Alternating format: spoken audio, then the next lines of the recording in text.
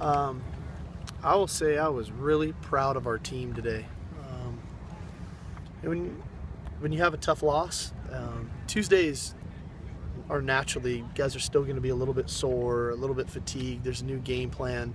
And Wednesdays, you can have some of that carryover too. I was thoroughly impressed with the competitive spirit our guys showed today in practice.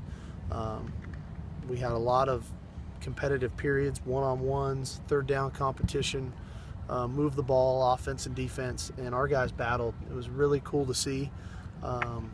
Just another great sign for us, for the present day of where we are now, but also our future of moving forward. I loved what these guys brought today. I just think it's a good sign moving forward through the week. Is there any update on Zach Smith's status? He was cleared for non-contact today.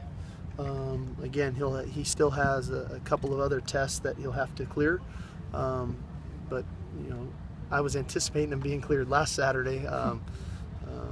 We're anticipating that again, but we will have fallback plans available to us.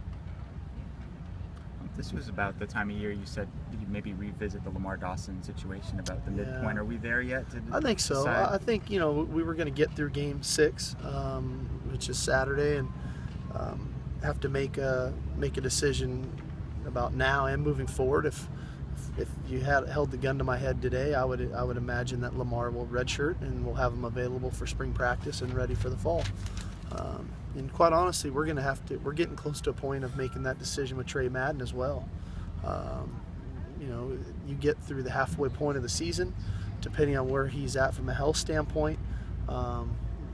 We're exhausting every avenue of potentially, whether it's rehab, is there any procedure we can do that might hold him out the rest of the year, but have him 100% healthy for spring practice. So those decisions will get made, into next week. But again, we want to do what's in the best interest of the kids and to make sure that they feel great about what we're doing.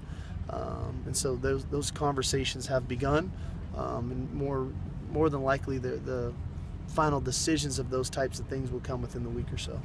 Did Trey have a setback? When he came back to start to get himself ready to go again, it just kind of flared back up, and the swelling came back. Obviously, he's really frustrated. I think we all were excited to see Trey play and thought he was poised for a really good season. He had a great spring practice, a really good training camp, and boom, you get turf toe. And when he initially did it, I had some concern because that of all the positions you play as a running back, to have turf toe, that is not easy to do, to make those violent cuts in tight quarters when you're a bigger man at 230 pounds. It can be challenging. So I want to do what's in the best interest of Trey. He obviously wants to come back, but we have to be smart in the decision we make. If Trey can't come back, how confident are you in the options beyond Buck and Justin at tailback?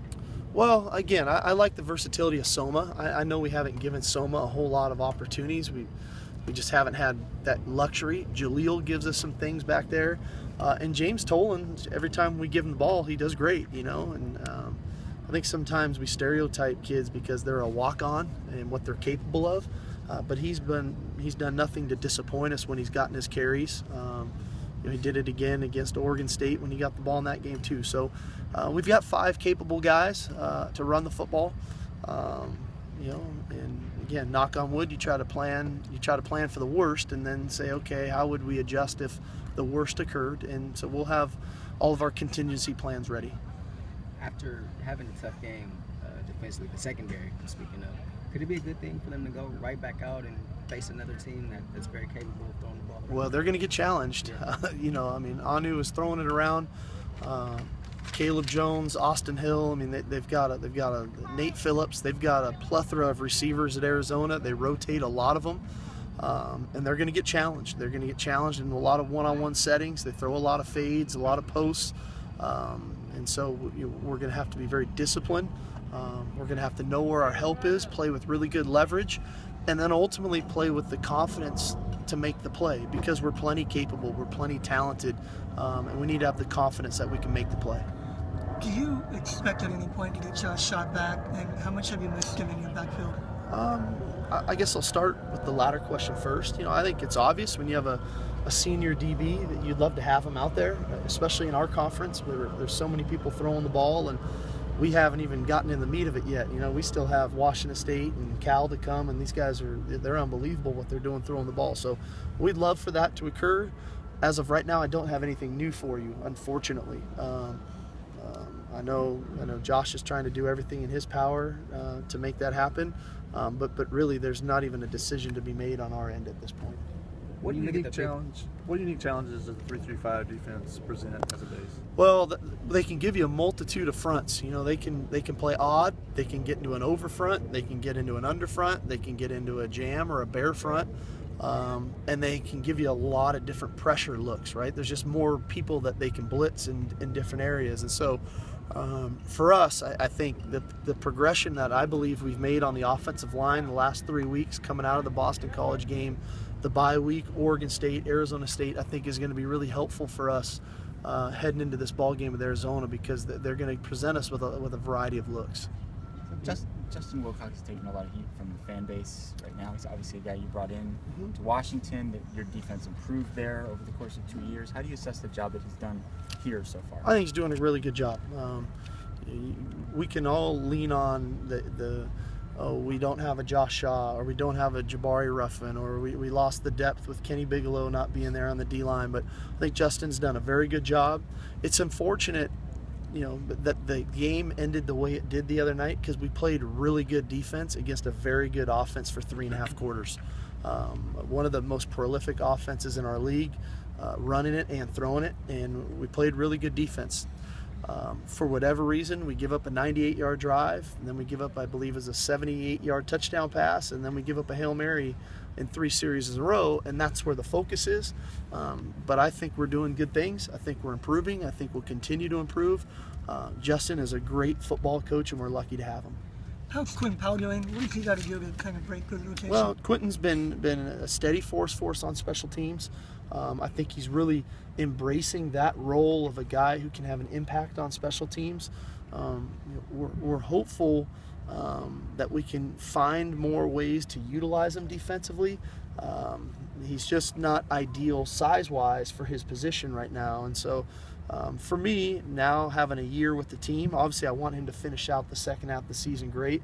But come January with Quentin, we really have to get him on a really good diet to add 15 to 20 pounds so that he can be more effective at the position he's playing. So that's all part of the process. Everybody's at different stages in their development here.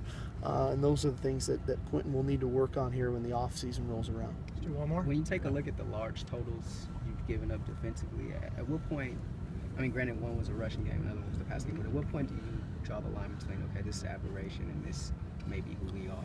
Well, again, I thought we played really good defense Saturday for 3.5 quarters. You know, we give up a 4th and 10 on a 98-yard play drive that extends a drive, and they score a touchdown.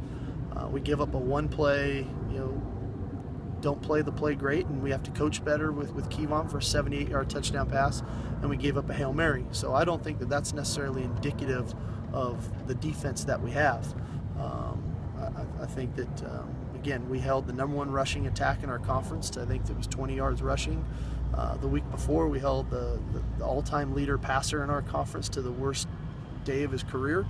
So I think we've got a very good defense with good days ahead of us, and you know, we're lucky to have those players and those coaches on our team, and they're going to win us some games this year that we're going to be very proud of them.